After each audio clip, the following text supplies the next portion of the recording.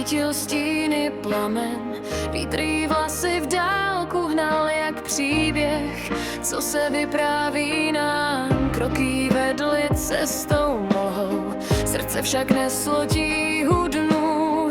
V tichu se ozval hlas tak jemný, jak zvon, co zní jen okamžiku snů. Říkali lidé krásná, vzácná, její smích léčil bolest v nás. A přesto v noci v časech prázdna šla sama dál jak bludný jas. A kdo ji potká v šeru rána, ten v očích najde dávný sen.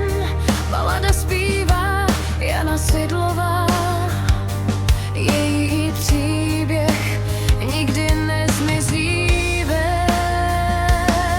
A když na obzoru slunce vychází, krásu dne nám Jana připomíná.